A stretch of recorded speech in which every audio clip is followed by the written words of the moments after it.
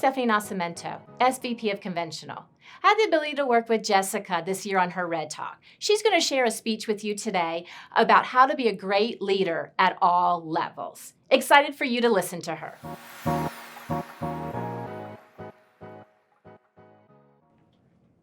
People don't leave bad companies. They leave bad managers. And I'll be the first to admit, I was a bad manager. But you know what? I've never been a manager since. I took a long, hard look in the mirror, got down to the root core, that I didn't want to be a manager at all. What I wanted to be was a mentor, a grower of value, a true people leader. That shifted how I saw people and how I approached everything. And today, I'm hoping to spark that in you, because you can be a leader no matter your title. It's no secret that turnover costs more than just money.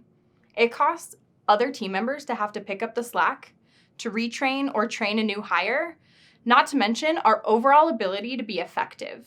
This has a ripple effect that can be hard to overcome. Now, I'm gonna throw some stats at you, but stick with me. Losing an entry-level team member, such as a leasing or maintenance team member, is a $5,000 to $8,000 loss in revenue, whereas a mid-level manager is about $12,000 to $32,000 a year. A senior level manager is a $50,000 to $92,000 hit, and a VP, that's a six-figure impact to your bottom line. Not to mention all of the institutional knowledge each of these positions will take with them. Now, when you hear that VP number, it makes losing an entry to mid-level employee seem like no big deal, right? But factor in the rate at which you lose entry-level employees versus that VP position, all of a sudden, that gap closes in on itself pretty quick. The 2021 national attrition rate, the rate at which we lose people, was about 38% in our industry. Now, Cardinal beat that, coming in at 35%, but I'm wondering if we could do a little bit better.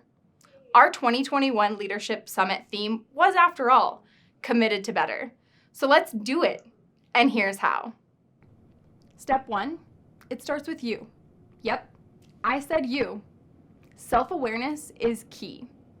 Be humble enough to ask yourself, how do I show up for my teams every day? What works well? And what do I get a little bit of pushback on? Ask your teams what their highs and lows are, or peaks and valleys, if you will. Be humble enough to ask yourself, what role do I play? Really dig in to see where you can improve. Self-awareness is key. Once you ask yourself those questions, you open the door to pursue growth and knowledge. Focus on how to be the change you want to see, how to show up for your team members more effectively in a way they'll be receptive to. Step 2, feedback. Not that kind of feedback. I'm talking about hearing and really taking into account a viewpoint other than your own. Really dig into feedback. Trust me, it's not easy and may take a lot of practice.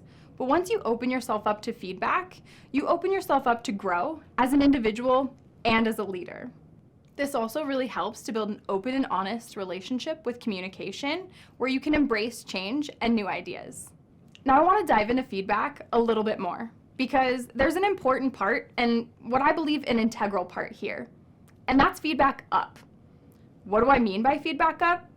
Exactly what it sounds like, and probably has you and every people leader in here sitting up in their seats. I know it definitely makes me uncomfortable when it comes time to put this step into action. But where does growth happen? Just outside that comfort zone. Discomfort forces you to adapt and overcome. Feedback from you to your leader, your mentor, your supervisor, is you advocating for yourself and your team. Remember, you can be a leader no matter your title. It takes practice to give and receive feedback. I encourage you to practice in the mirror, both giving feedback and your reactions when you're receiving it. How's your body language in tense situations?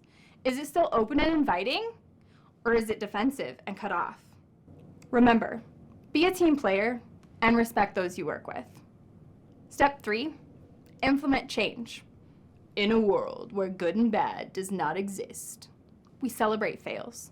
Fails are beautiful. They're an opportunity to pursue growth and knowledge.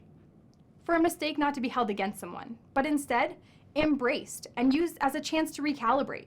Maybe find something that wasn't actually working. Have meetings strictly for collaboration, where everyone brings their ideas and it's a judgment-free zone. Nothing leaves the room unless it's being put into place. Everyone is equal. Good and bad doesn't exist. Use peaks and valleys. Inefficient, efficient. Ebb and flow. It's important to take the judgment out of the language to create more courage for collaboration to happen naturally. Collaboration. Collaboration is my favorite part. It's the meat and potatoes of what we do. If you, as a leader, have created a safe space where team members feel supported, they're going to want to contribute their ideas. This is where vibrancy comes to life and breeds new innovation. Your idea mixed with your idea mixed with my idea. Now all of a sudden, we're creating something together that none of us could have done on our own. And that is where synergy happens. Step 4, build feedback and self-reflection into your routine. Put on the agenda for every meeting to discuss peaks and valleys, sticky points, and celebrate fails, because it takes courage to fail and to own your mistakes. Don't forget that time to digest and reflect is just as important. Schedule time for yourself to self-reflect. Break down your own barriers. All of this will create a safe space that builds courage. And courage creates a breeding ground for open, honest communication. Always encourage others, and they will show you their talents.